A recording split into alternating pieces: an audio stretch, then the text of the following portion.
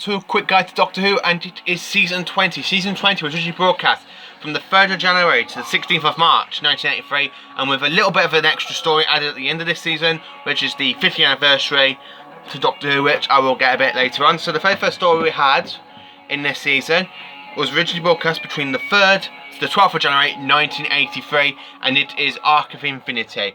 Arc of Infinity has the return of Omega since last seen in 1973. In the 4th part story of the Three Doctors. This story is actually kind of good. Colin Baker's in this, but not as the Doctor, as he's playing Commander Maxwell. So, as I said, this is a really good story. I prefer the Three Doctors to this still, but I do like how they brought Omega back. But I do hope the new series brings him back. But I don't see how they're going to do that since the Doctor killed Omega. Anyway, the next story is Snake Dance, and this story was broadcast between the 18th and the 26th of January 1983, and it has the return of the Mara. Tegan's still possessed by the Mara in her dreams. It's still a bit of a good story though. Here is Snake Dance. The effects are a lot better than this on Kinder on the DVD version, but when they brought season 19 out on Blu-ray, the effects I think have gone a lot better for Kinder. Snake Dance is a personal favourite story of mine. I love it because the Mara's back, but as I said, updated effects. I do love the Mara. She's a good villain. Well, he's a good villain. The next story is from the Black Guardian trilogy, and the next story is known as Mordrin Undead. Sorry. And this was broadcast between the 1st to the 9th of February 1983. The time.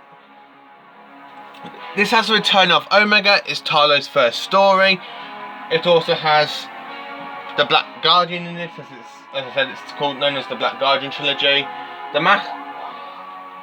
I do kind of prefer the Black Guardian trilogy to the Key to Time, because the Black Guardian has a lot more to do in this, instead of the Doctor trying to stop him from getting the Key to Time. It actually comes back for revenge. This story is actually about the Black Guardian trying to get revenge on the Doctor, since the Doctor stopped him from getting his hands on the Key to Time back in his 4th generation on season 16. It's actually quite a good trilogy, this is. The next story is known as Terminus, and this was broadcast between the 15th to the 23rd of Feb 1983. Nyssa leaves in this. Nyssa was my second favourite companion to the 5th Doctor after Adric died. Tarlo is nowhere near the favourites, neither is Tegan. After Nyssa, it goes straight to Perry for the 5th Doctor and 6. So anyway, Terminus, brilliant story, fantastic. Kind of enjoyed this one. The next story is Enlightenment, and this was broadcast between the 1st to the 9th of March 1983. And this is the end. It turns out that the White Guardian and the Black Guardian are kind of having like a little draw. I haven't watched this for a while, draw or something like that. And the Black Guardian's there trying to kill the Doctor, and unfortunately the Black Guardian fails. Tarlo betrays the Black Guardian. It is fantastic. I do love the Black Guardian trilogy. Mordrin Undead is my personal favourite story for this trilogy. Enlightenment's not, because it's just like, nah. But it's good for the effects, especially when they have like a space boat. And I'm wearing my 5th Doctor coat, by the way. So the next story is known as King's Demon, and this was broadcast between the 5th to the 16th of March 1983. It has the return of the Master since he was last seen in Time Flight. It is a brilliant story. I do love King's Demon.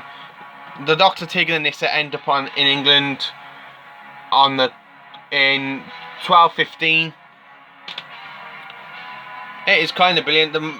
Where King John is a shape-shifting alien known as Comedian. It is a fantastic story, brilliant. I do love the King's Demon.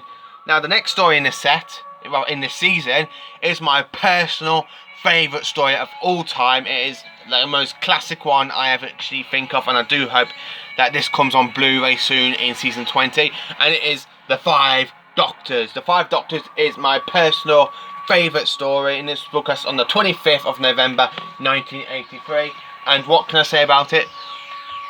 The only thing that has a downside to this is Tom Baker, because he didn't come back into the role. He just like a few clips out of Shadow, which was never broadcast back in the time, until it was finished animation back in 2017.